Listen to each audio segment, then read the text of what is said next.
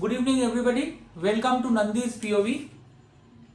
You have already seen my first video where we have said that if you teach the two words demand and supply to a parrot, the parrot becomes an economist. Very funny, isn't it?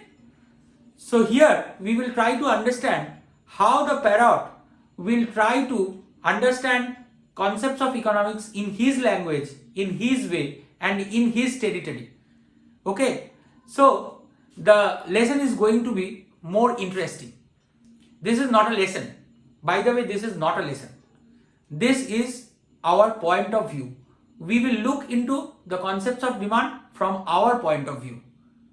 Okay, let's start. As you know, the parrot is a chatterbox of the forest. The parrot always thought that he is a big economist because he has learned the two words demand and supply. One day he went to the forest in search of fruits, but he was not being able to get any fruit. So he had the desire in his mind that he wanted to eat fruit, but he was not getting it. Now he decided to go to the market. He went to the market. The marketplace was very crowded. Nobody was talking to him. The parrot met a fruit seller and said that I want some fruit, give me some fruit. The fruit seller said, okay, I can give you some fruits. I can give you guava, I can give you anything you want, but I need money. The parrot was bewildered. The parrot said, no, I don't have money.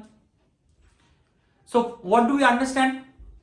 The parrot had the desire to eat food. The parrot was very hungry. So the parrot required food, but he did not have any money. So what do we understand from here? We understand that if your desire is not supported by money, it is not demand. So we can write on the board, desire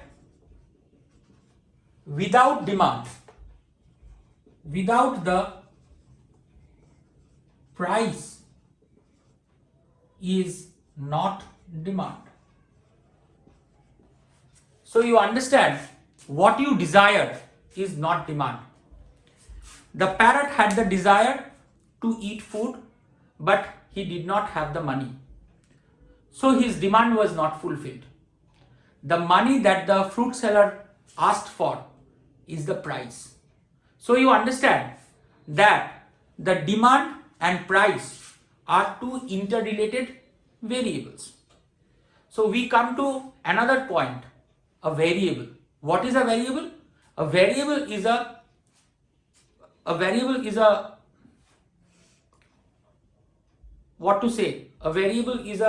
quantity which moves from time to time. So price, as we know, moves from time to time. Price can get higher, price can get lower. You know this from your day-to-day experience. Price can go higher, price can go lower.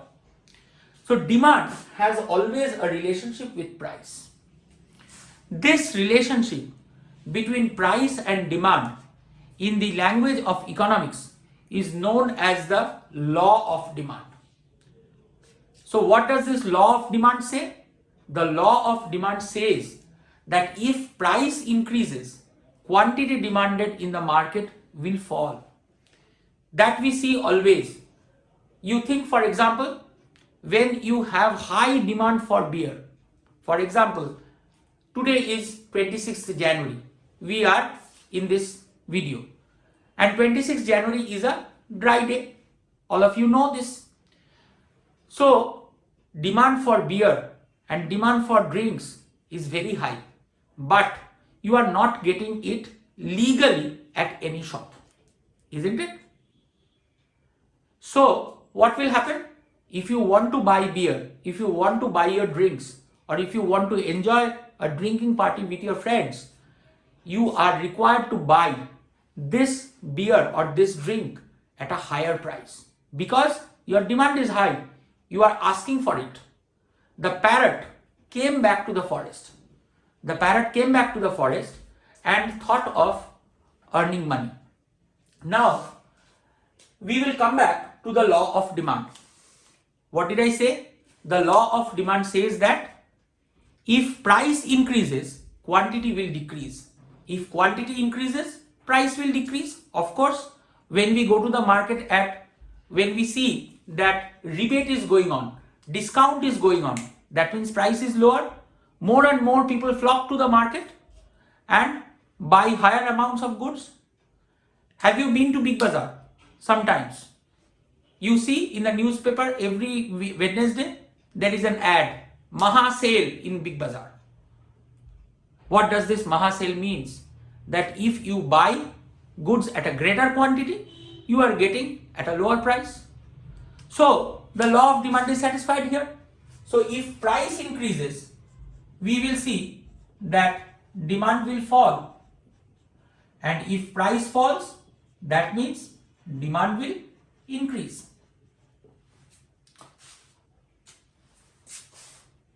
This is known as the law of demand.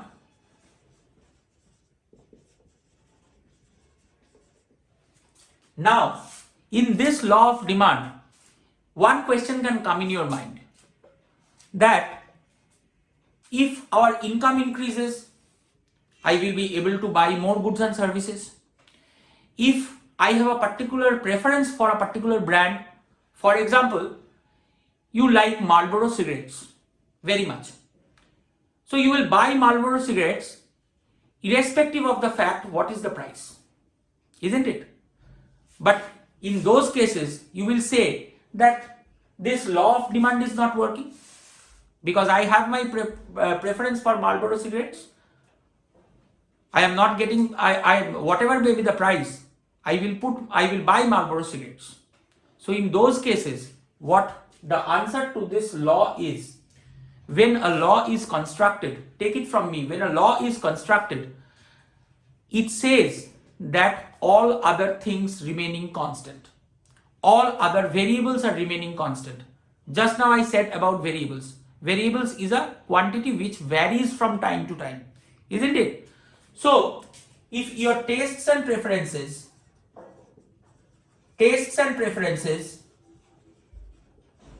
incomes, etc., factors are kept constant, then only the law of demand will work. The law of demand, that is price increases and demand falls, and price falls and demand increases. This will work only in cases where tastes and preferences, incomes and other variables are kept constant.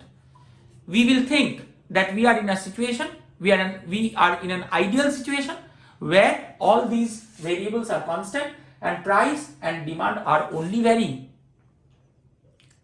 Is it clear to you? If it is not clear to you, please mention me in the comments. I will read all the comments and I will try to clear your doubts. Now, with this law of demand, you can say that every time does the law of demand work? No, of course not. All rules have exceptions, and exceptions cannot be rules. For example, let us come back to the parrot's case. The parrot, for any particular time, may get a type of fruit which he is not getting anywhere in the market. One fine morning, the parrot is roaming about in the forest, moving about in the forest, and suddenly he discovers a type of fruit which is not available in the market. He takes that fruit and eats it. That fruit which is not available in the market will not follow the law of demand. That can be called as an exception. In our day-to-day life, we can connect this with high-priced jewelries like diamonds or high-priced metals like platinums. For platinum, or for diamond or for gold, all these types of high priced metals, we know that the prices of these metals are high, and that is why people are more interested to buy it. So the parrot knows that this particular type of fruit is not available in the market. So the parrot will take it as an exception to the law of demand. Similarly, exceptions to the law of demand can also be found in cases of rare paintings. Have you heard of Mona Lisa? Mona Lisa is a very rare painting by Michelangelo. So if anybody gets the original version of Mona Lisa painting, he will be ready to pay any price that the market wants. In that case, the law of demand will not work. In that case, the buyer will not say that the price of Mona Lisa painting is very high and that is why the demand will be low. In those cases, it will not work. Think of a friend who is very much addicted to drinking. Think of your friend in the group who is very much addicted to drinking. Every week, at least one day, he needs to booze. For him, the law of demand will not work. Because whatever may be the price, his demand for parties or his demand for booze is constantly high. He will not follow the law of demand. So in these cases, we will find that the law of demand does not work. Let us summarize for which cases the law of demand will not work. For example, exceptions to the law of demand: rare paintings,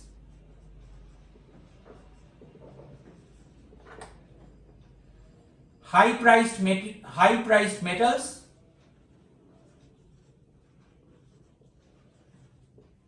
diamonds, and any type of addictions. So these are the cases where the law of demand will not work. So these are our points: rare paintings, high priced metals, diamonds, addictions. For these cases, the law of demand is not going to work. That means even if the price of these things are very, very high, the people the people will be running after all these things to get it. Is it clear to you, the law and its exceptions? I think it is very much clear to you. Think of the parrot, that the parrot is getting some particular fruit in the jungle which is not available in the market.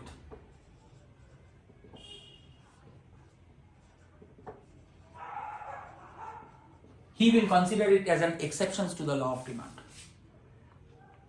So money is not a very important matter for these. Price is not important for all these.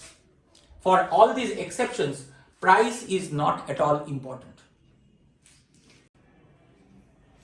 In the next video, we will try to understand the graphical representation of the law of demand. We will see how the demand curve looks like, and we will also summarize what we have learned in these 3 sessions. Thanks for watching our video today. Subscribe our channel and press the bell button on the right side of the subscription.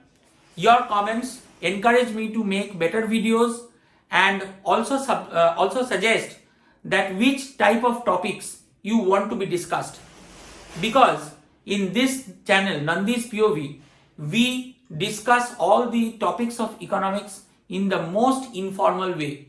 Our objective is to make you understand or apply these topics or the instruments of economics in your practical life.